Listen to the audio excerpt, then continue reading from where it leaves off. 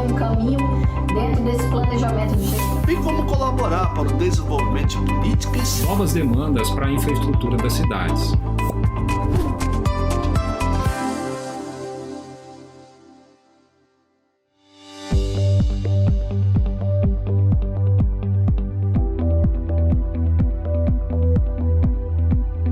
O nosso convidado do episódio de hoje é o professor Vidal Serrano Nunes Júnior. Ele vem falar conosco sobre o sistema de freios e contrapesos e os controles institucionais estabelecidos na Constituição de 88. O professor Vidal, ele é graduado pela Pontifícia Universidade Católica de São Paulo, onde também obteve lá os títulos de mestre, doutor, livre docente. Ele exerce a função de diretor da Faculdade de Direito, da PUC. Além disso, foi procurador de Justiça do Ministério Público do Estado de São Paulo. Tem vários livros na área do direito constitucional e faz, na sua fala, observações muito importantes, muito interessantes sobre as crises institucionais e o modelo estabelecido na Constituição Federal de 1988, inspirado no modelo norte-americano, do sistema de freios e contrapesos, pesos e contrapesos, enfim. Eu espero que você goste da fala do professor Vidal. Olá, pessoal, professora Ana Carla de volta, apresentando aqui mais um episódio da nossa série Políticas Públicas e Poder Legislativo. O nosso convidado de hoje é o professor Vidal Serrano Nunes Júnior, ele que é professor titular de Direito Constitucional da PUC, a Pontifícia Universidade Católica de São Paulo, e tem também uma atuação no setor público como procurador. Professor Vidal, é um prazer muito grande tê-lo aqui, uma honra muito grande tê-lo. O senhor que já foi meu professor também, professor de nós todos, e é uma alegria tê-lo, a palavra é sua. Obrigado, Ana Carla, é uma satisfação imensa aí participar desse ciclo de palestras, de aulas, né, sobre um tema tão importante que é essa questão do poder legislativo e as políticas públicas. O que acontece? Quer dizer, me parece, que a abordagem do tema, ela reclama, vamos dizer assim, uma visualização da perspectiva histórica. A modelagem constitucional brasileira, ou a atual modelagem constitucional brasileira, ela, na verdade, é tributária, vamos dizer assim, da nossa primeira Constituição, a Constituição, melhor dizendo, a primeira Constituição republicana, a Constituição de 1891. E o que acontece? Quer dizer, essa Constituição, ela teve, confessa, inspiração no modelo norte-americano. E nós, quer dizer, em muitas fases e modificações, quer dizer, frequentemente nós recebemos essa influência estadunidense. Qual que é a questão, né? Quer dizer, primeiro, que uma parte desses institutos, com o tempo, eles sofreram, quer dizer, uma espécie de metamorfose e mudaram um pouco o seu perfil. Segundo ponto, quer dizer, nós não temos exatamente, quer dizer, estruturas jurídicas iguais lá e aqui. Quer dizer, por exemplo, né, os norte-americanos adotam, quer dizer, como sistema de organização jurídico o common law. Quer dizer, o direito comum, ele tem uma das suas características, quer dizer, né, é a chamada vinculação de precedentes.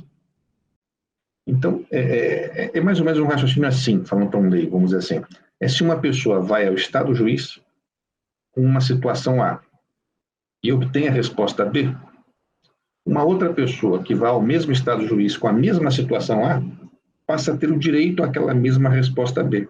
Eles não concebem, na verdade, que o Estado judiciário dê respostas diferentes a pessoas que tenham exatamente a mesma situação.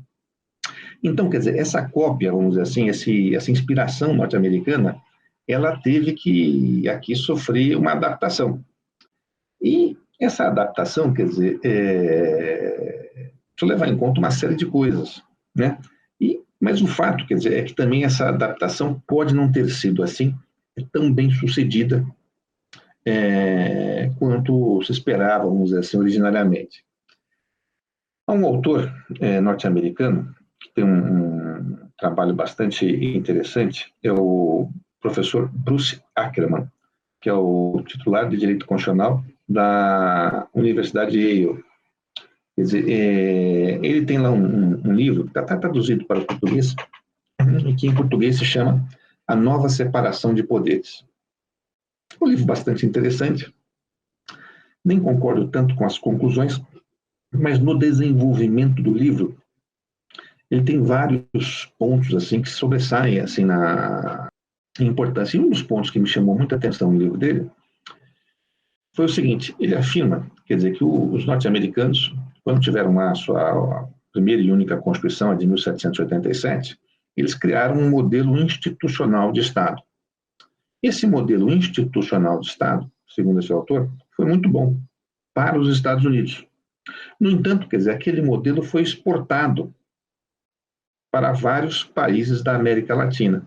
E quando você exporta, quer dizer, você não tem como, na verdade, fazer uma exportação absoluta, porque você enfrenta realidades, culturas, origens, circunstâncias políticas muito diferentes. E você vai fazendo aquelas adaptações. E ele fala, olha, quando esse modelo foi exportado, quando os países latino-americanos importaram esse modelo, em regra foram mal sucedidos. Tanto assim que você pode verificar é que qual foi o país latino-americano que não foi entremeado na sua história por períodos ditatoriais. Então, quer dizer, aquela modelagem, aquele sistema de freios e contrapesos, aquela institucionalização do Estado, quer dizer, deu certo lá, ou foi bom para lá, e até hoje lá funciona razoavelmente, né? Vejamos esse último episódio com Trump, quer dizer, onde as instituições norte-americanas foram mais fortes do que a ousadia do presidente da República. Já em outros países isso não acontece, ou não aconteceu. Então é preciso, na verdade, quer dizer, se verificar, quer dizer, o porquê disso tudo, né? Um outro ponto, aqui no Brasil se entende, quer dizer, que nasceu aquilo que se chama de presidencialismo de coalizão. Quer dizer, esse presidencialismo de coalizão, na verdade, ele é uma deformação, quer dizer, originária dessa tentativa de importação. O que eu estou dizendo, em outras palavras, quer dizer que o Brasil precisava parar, pensar e criar uma modelagem institucional própria, segundo a sua história. Você pode, evidentemente, se inspirar em modelos estrangeiros, mas esses modelos têm que ser um pouco mais bem pensados.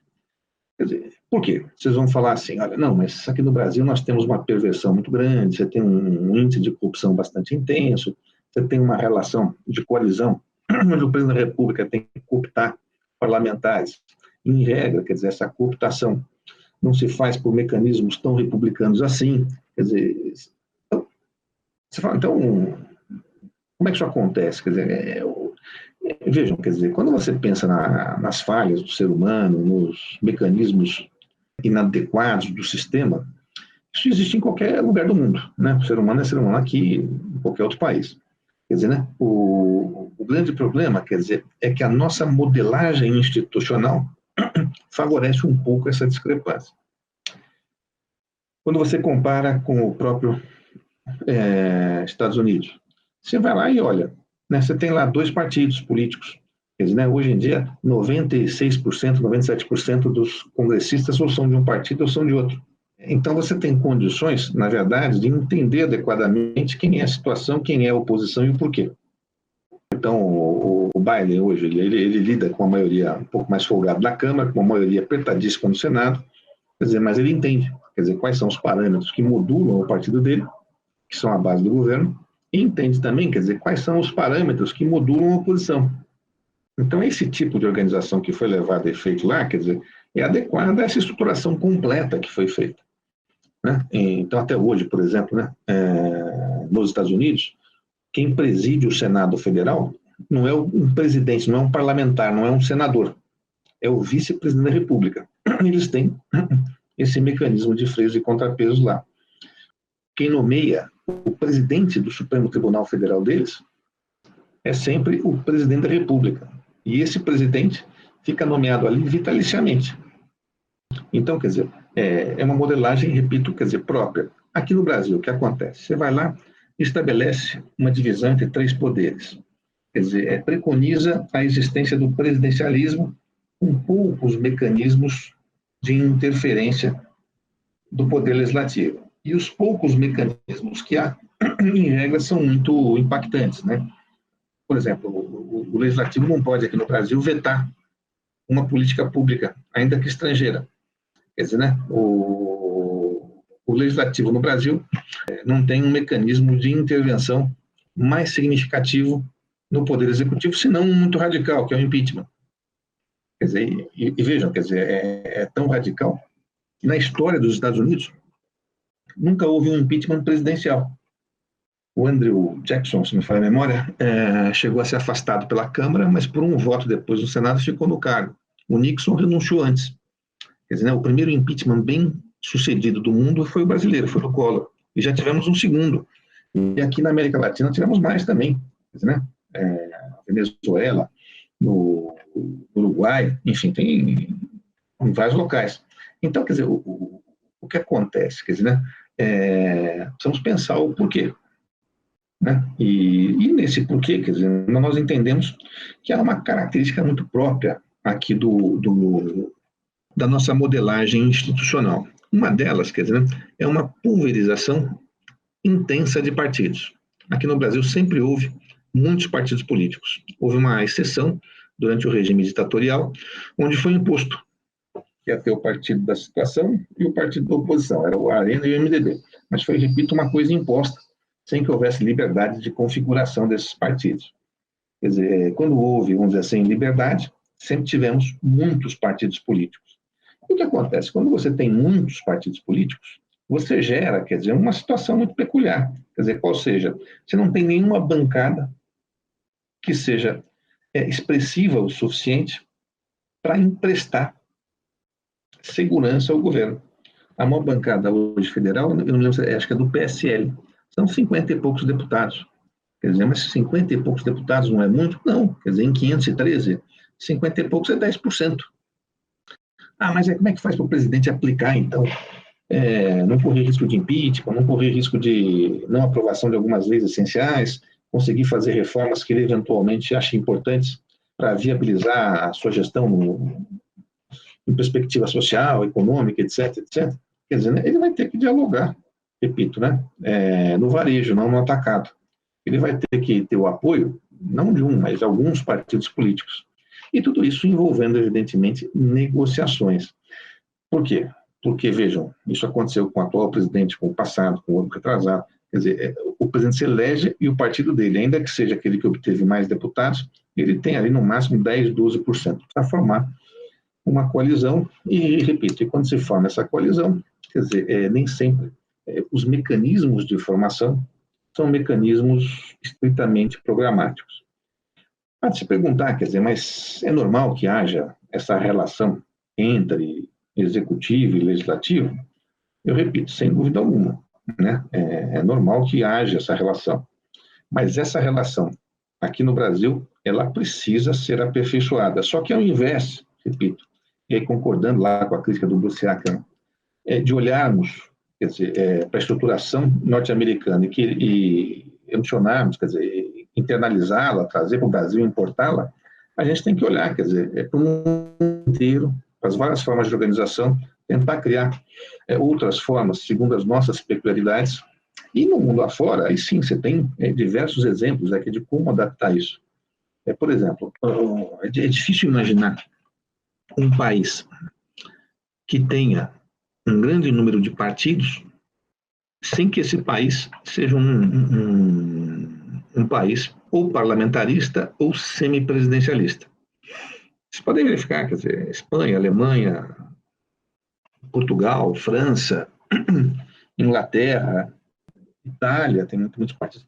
São todos eles partidos que ou são semipresidencialistas ou são parlamentaristas.